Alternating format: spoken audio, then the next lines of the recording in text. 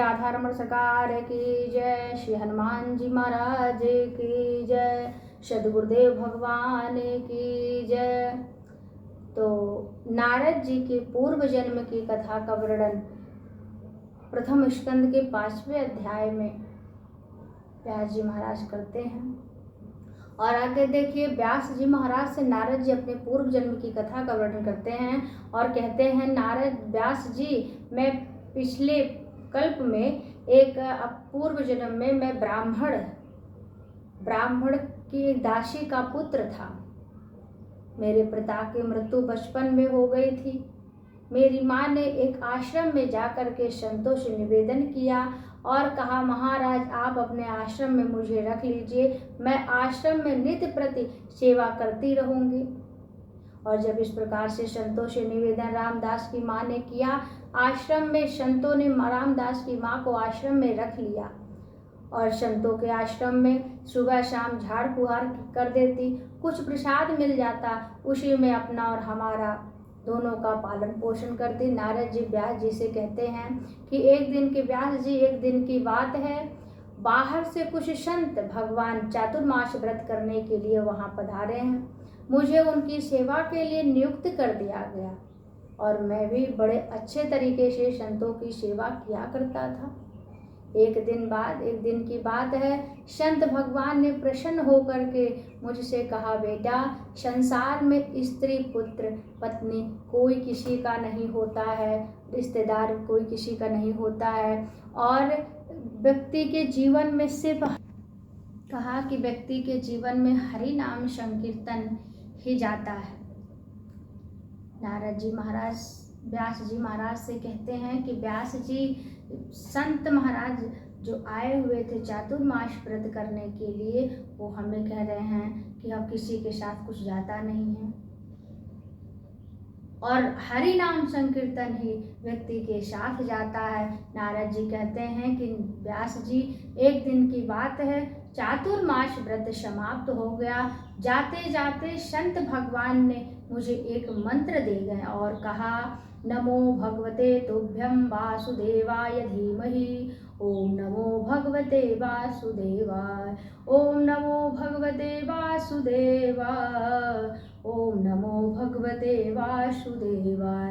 नारद जी ने कहा, संतों के जाने के पश्चात मैं मंत्र का जाप करना प्रारंभ कर दिया, किंतु जैसे ही नारद जी जप करने बैठते, नारद जी की माँ अर्थात रामदास की माँ किसी न किसी कार्य के लिए उनको बुला लेती और नारद जी का भजन भी नहीं हो पाता। नारद जी परेशान हो गए, एक दिन विचार करने लगे कि मेरी माँ मर जाती तो कितना अच्छा रहता,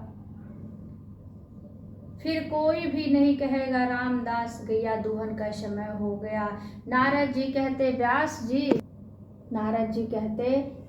जी, एक दिन की बात है, माँ मेरी रात्रि के समय गैया दूहन के लिए बाहर निकली और रास्ते में माँ के पैर के नीचे एक सर्प आ गया और जब माँ के पैर के नीचे सर्प आ गया, उसने मेरी माँ को डस लिया।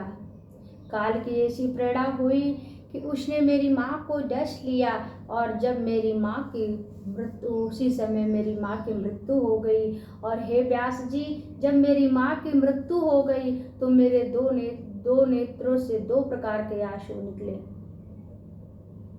व्यास जी महाराज से नारद जी कहते हैं, व्यास जी, दाहिने नेत्र से गम के आंसू निकले और बाएं नेत्र से ठंडा आंसू निकले। कहते हैं नारद जी, गर्म आंसू जो है वो दुख में निकलता है और ठंडा आंसू प्रसन्नता में निकलता है। मेरी माँ मुझे छोड़कर चली गई, इसलिए दुख में गर्म आंसू निकला और मेरी माँ कल से नहीं कहेगी कि रामदास गैया दूहन का समय हो गया, अब तो मैं आनंद से भजन करूँगा, इसलिए ठंडा आंसू निकला।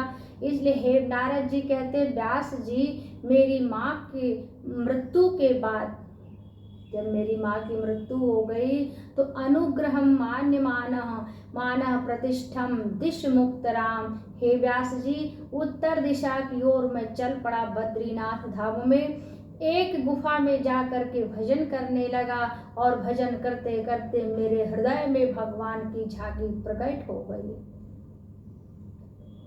कुछ समय के पश्चात वह झांकी गायब हो गई और जब वह झांकी गायब हो गई मेरे हृदय से तो मैं पुनः कई बार दर्शन करने का प्रयास करता रहा, किंतु मुझे वह झांकी दिखाई नहीं दी। मैं शोकातुर हो गया, रुदन करने लगा। तब भगवान ने आकाशवाणी करते हुए मेरे शोक को शांत करते हुए कहा कि बालक, तुम्हारे हृदय में जो मुझे प्राप्त करने की लालसा जागृत हुई है, मैंने एक बार तुम्हें अपनी झलक दिखाई है और मुझे प्राप्त करने की आकांक्षा से युक्त साधक मुझे धीरे धीरे अपने हृदय की संपूर्ण वासनाओं का भली भांति त्याग कर देता है और तुम्हारी यह अभिलाषा इस जन्म में तो पूरी नहीं होगी, किंतु अगले जन्म में अवश्य पूरी होगी। नारद जी व्यास जी से कहते हैं कि व्यास जी नारद जी कहते हैं कि व्यास जी, जब सृष्टि प्रलयकालीन समुद्र में चली गई तब मेरी भी मृत्यु हो गई और जब मैं पुनः सृष्टि का जब सृजन हुआ तो देखो संत कृपा क्या होती है। व्यास जी, मैं एक दासी का पुत्र देवर्षि नारद के पद को प्राप्त हुआ और परमात्मा ने मुझ पर, हे व्यास जी, परमात्मा ने मुझ पर अपनी अहेतु कृपा की है। नारद जी व्यास जी से कहते हैं कि हे व्यास जी, देवदत्ता मिमां वीणां स्वर ब्रह्म विभूषितां मूर्छित्वा हरि कथां गायमानश्चराम्यहम्। नारद जी कहते हैं, वीणा देवी भगवान की दी हुई स्वर ब्रह्म से विभूषित तान छेड़कर मैं विभूषित परम वीणामयी माँ भगवती वीणावादिनी का तान छेड़ करके मैं उन लीलाओं का गान करता हुआ सारे संसार में विचरण करता हूँ। नारद जी के पूर्व जन्म की कथा को श्रवण पान करके व्यास जी को संतों की कृपा क्या होती है इसका पूर्ण रूप से अनुभव हो गया। देखिए, वास्तव में संत कृपा बहुत होती है। संतों की कृपा, गुरु की कृपा से ही हमें भगवत भक्ति मिलती है, भगवान से मिलने का एक रास्ता मिल जाता है।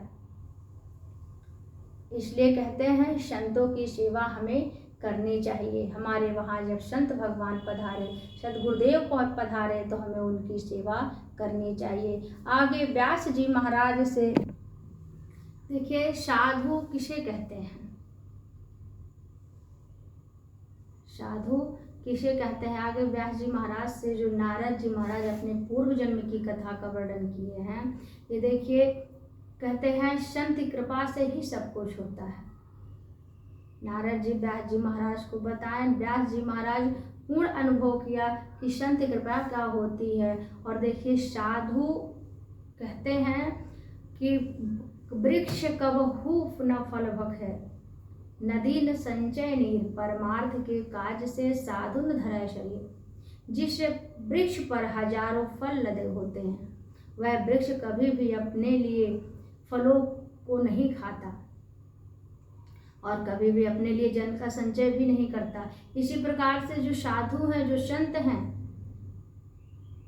वह जगत के कल्याण के लिए ही जन्म लेकर आते हैं, वह अपने लिए धन का संचय नहीं करते हैं। तो देखिए, संत भेष से नहीं होते हैं, संत स्वभाव से होते हैं।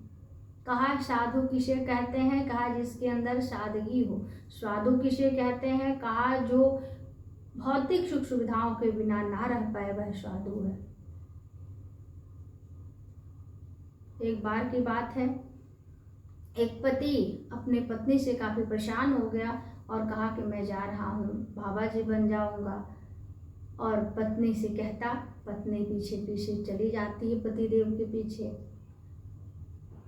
और आकर के अपने पति से कहती है, पति देव, यदि यह घर छोड़े वह घर फिरे, यदि यह घर छोड़े वह घर मिले, घर को तजिए तुरंत, घर छोड़े घर घर फिरे, भर घर बैठे बनियो संत।